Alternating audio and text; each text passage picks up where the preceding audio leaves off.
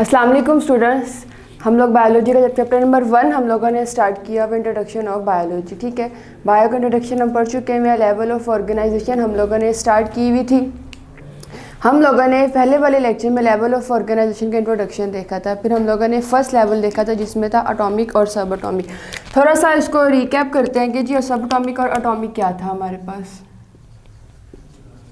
जो सबसे पहला लेवल था वो हमारे पास था सब एटॉमिक, और उसके बाद क्या था हमारे पास एटॉमिक। हमने कहा था कि जब तक हमारे पास माइक्रोस्कोप नहीं थी हम यही समझते थे कि जो एटम है ना वही स्मॉलेस्ट पार्टिकल है, इससे छोटा कोई भी एटम हमारे पास मौजूद नहीं है। बट जैसे जैसे हमारे पास माइक्रोस्कोप आती की तो हम लोगों ने देखा कि एटम से छोटे भी एटम है, जो कि हम लोगों ने कहा था इलेक्ट्रॉन, प्रोटॉन और न्यूट्रॉन है। सब एटॉमिक में हम लोगों ने किसकी स्टडी की थी? स्मॉलेस्ट पार्टिकल की।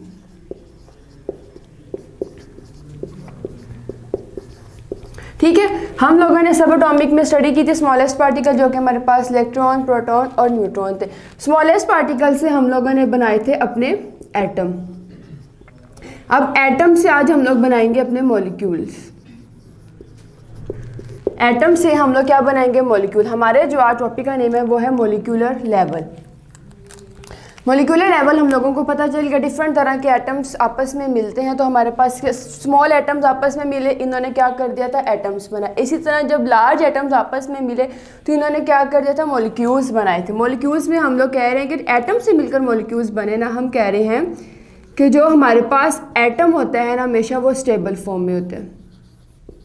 ठीक है, हम लोग इसको पढ़ने से पहले थोड़ा सा ये देखते हैं एटम्स और मॉलिक्यूल्स में फ़र्क है। एक होता है हमारे पास एटम और एक होता है मॉलिक्यूल्स। ठीक है, एटम्स हमारे पास क्या होते हैं? एटम्स हमारे पास स्टेबल भी हो सकते हैं और अनस्टेबल भी। एटम्स हमारे पास स्टेबल भी हो सकते हैं और एटम्स हमारे पास अनस्टेबल भी होते हैं। बट जो हमारे पास मॉलिक्यूल्स होते हैं ना वो ऑलवेज स्टेबल रहते हैं, हमारे पास ये अनस्टेबल नहीं होते हैं। जब हमारे पास कोई भी एक एटम अनस्टेबल होता है ना तो वो बाद में किसी और के साथ रिएक्ट करके अपने आप को स्टेबल कर लेगा। जब वो एटम स्टेबल हो जाएगा ना तो वो आपके पास कहलाएगा मॉलिक्यूल। एग्जांपल लेते हैं हम यहाँ पर अपने ऑक्सीजन के मॉलिक्यूल की। मैंने कहा ये ऑक्सीजन है, ये मेरे पास एक एटम है और ये O2 है, ये मेरे पास मॉलिक्यूल है। ठीक है, ये मेरे पास क्या मॉलिक्यूल। जब ये वाला ऑक्सीजन किसी दूसरे के साथ रिएक्ट करेगा तो ये क्या बन जाएगा? O2 बन जाएगा। जब ये O2 बन गया तो हमारे पास ये आ जाएगा स्टेबल। इस टाइम पे जो हमारे पास एटम है, हमने कहा था एटम हमेशा हमारे पास क्या होते हैं? अनस्टेबल। जो हमारे पास ये क्या है? ये अनस्टेबल है। और जो ये O2 है ना हमारे पास, ये हमेशा मॉलिक्यूल हमारे पास स्टेबल फॉर्म में रहते हैं। हमने कहा कि जब ये O किसी और के साथ रिएक्ट करेगा यानी कि तो हमारे पास क्या बचेगा? ऑक्सीजन O2 बन जाएगी। जब ऑक्सीजन O2 बन जाएगी तो हमारे पास जो मॉलिक्यूल्स हैं वो क्या हो जाएंगे? स्टेबल हो जाएंगे। यहाँ से हमें पता चल गया कि जो एटम्स होते हैं ना वो हमारे पास स्टेबल होते हैं। हम लोग अपने मॉलिक्यूल्स देखते हैं। एटम्स हमारे पास क्या होते हैं? आइसोलेटेड फॉर्म में। अच्छा, आइसोलेटेड फॉर्म वो फॉर्म होती है जिसमें मॉलिक्यूल्स हमारे पास आपस में बिखरे बिखरे हुए होते हैं। ठीक है, एटम हमने कहा कि हमारे पास ये आइसोलेटेड फॉर्म है। ये क्या करते हैं? ये कंबाइन करती है। ये कंबाइन करती है किसके साथ? अपने आप को कंबाइन करती है। यहाँ पर आप लोग अटैच भी लिख सकते हो। कंबाइन करती है किसके साथ? कंबाइन करती है to the ionic and covalent bond. ठीक है बच्चों, ये जो आयोनिक और जो कोवैलेंट बॉन्ड है ना इसको आप लोग आगे जाके डिटेल में पढ़ोगे। अलग अलग इसके टॉपिक्स हैं कि जो आयोनिक क्या और कोवैलेंट क्या। इसलिए मैंने कहा कि एटम्स मेरे पास क्या आइसोलेटेड फॉर्म होते हैं जो कि कंबाइन करते हैं आयोनिक और कोवैलेंट बॉन्ड के साथ। जो आयोनिक और जो कोवैलेंट बॉन्ड है ना हमारे पास ये हमारे पास क्या होते हैं? Particle, smallest. ये हमारे पास क्या होते हैं? Smallest particle. इन स्मॉलेस्ट पार्टिकल्स को हम लोग क्या कहते हैं? हमारे पास ये क्या है? मॉलिक्यूल। ठीक है, हमने कहा कि जो एटम्स हैं हमारे पास वो क्या होते हैं जी? आयोनिक और कोवैलेंट बॉन्ड होते हैं। आयोनिक और कोवैलेंट बॉन्ड हमारे पास क्या है? स्मॉल पार्टिकल्स होते हैं। जो स्मॉल पार्टिकल्स को हम कहते हैं कि जी हमारे पास ये मॉलिक्यूल्स। हम ये भी कह सकते हैं कि जो आयोनिक और जो कोवैलेंट बॉन्ड है हमारे पास वो हमारे पास मॉलिक्यूल्स होते हैं। अगर हम लोग इनकी टाइप्स के बारे में पढ़ें, हम लोग इसकी टाइप्स के बारे में देखते हैं।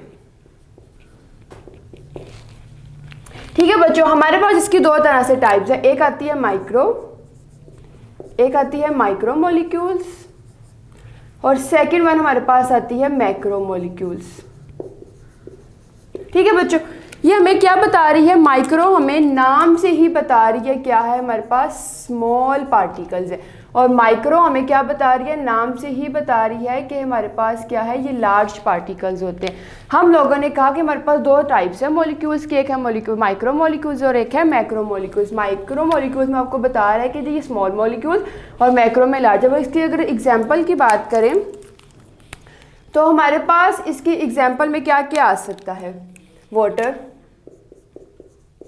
वाटर आ सकता है, ग्लूकोज आ सकता है, वाटर हो गया, ग्लूकोज हो गया, ये हमारे पास क्या है, एक स्मॉल मॉलिक्यूल्स होते हैं जो कि नॉन लिविंग भी हैं हमारे पास। और अगर हम लोग अपने लार्ज मॉलिक्यूल्स की बात करें तो जो हमारे पास इसमें लार्ज मॉलिक्यूल्स हैं वो आपके पास लिपिड्स हैं, कार्बोहाइड्रेट्स हैं, और आपके पास प्रोटीन्स हैं। ये आपके पास क्या है, ये लार्ज आपके पास मॉलिक्यूल होते हैं, कार्बोहाइड्रेट्स हो गया, लिपिड्स हो गया, ये प्रोटीन्स हो गया। हम लोगों ने अभी ये देखा कि जो मॉलिक्यूलर लेवल हम लोगों ने जो स्टार्ट किया था ना, हम लोगों ने ये थोड़ा सा इंट्रोडक्शन अपना रिकैप लिया था कि हमारे पास सब एटॉमिक और एटॉमिक है। हम लोगों ने कहा कि एटम के अंदर भी क्या सब एटॉमिक मॉलिक्यूल्स हमारे पास मौजूद होते हैं, जिसको हमने कहा था स्मॉलेस्ट पार्टिकल। और एक और बात बच्चों, जब हम लोगों ने अपना ये पढ़ा था सब एटॉमिक और एटॉमिक मॉलिक्यूल्स को स्टडी की थी, तो हमने कहा था कि जो हम लोग यहाँ पर स्टडी करेंगे, जस्ट किसकी स्टडी करेंगे, बायो एलिमेंट्स की। हमने लास्ट वाले लेक्चर में ये देखा था ना कि जो हमारे पास डिफरेंट तरह के एलिमेंट्स हैं, जिनको हमने कहा था कि इन सारे एलिमेंट्स को अपनी बायो में स्टडी नहीं करेंगे, हम अपनी बायो में जस्ट वो वाले एलिमेंट्स स्टडी करेंगे जो क्या थे हमारे पास बायो एलिमेंट्स है। बायो एलिमेंट्स से क्या करें, मिलकर बने हमारे पास मॉलिक्यूल। आज जो हम लोगों ने अपनी स्टडी की वो हम लोगों ने किसकी किया, बायो मॉलिक्यूल्स की। अगर इसी तरह हम लोग अपने सारे मॉलिक्यूल्स की स्टडी अगर बायो में ही कर लेते तो फिर हम अपनी केमिस्ट्री में क्या स्टडी करते। इसीलिए हम लोगों ने केमिस्ट्री में जस्ट बायो मॉलिक्यूल्स की स्टडी की है। फिर हमने कहा कि जो हमारे पास मॉलिक्यूलर लेवल में एटम आता है और मॉलिक्यूल आता है। एटम हमारे पास क्या है, स्टेबल भी हो सकता है और अनस्टेबल भी है, और मॉलिक्यूल जस्ट हमारे पास स्टेबल की फॉर्म में ही आता है, मॉलिक्यूल हमारे पास अनस्टेबल नहीं होता। फिर हम लोगों ने कहा कि एटम्स क्या होते हैं, हमारे पास आइसोलेटरी फॉर्म होते हैं जो कि कंबाइन करते हैं आयोनिक और कोवैलेंट बॉन्ड के। आयोनिक और कोवैलेंट बॉन्ड को हम लोग मॉलिक्यूल्स भी कहते हैं। फिर हम लोगों ने इसकी टाइप्स के बारे में देखा, जिसकी दो तरह की टाइप्स थी, माइक्रो मॉलिक्यूल्स और मैक्रो मॉलिक्यूल्स। जो नेक्स्ट लेवल है वो हमारे पास ऑर्गेनेलिस एंड सेल लेवल है, वो हम इंशाल्लाह नेक्स्ट लेक्चर में पढ़ेंगे। कोई भी क्वेश्चन हो कमेंट सेक्शन बॉक्स में पूछ सकते हो। अल्लाह हाफिज़।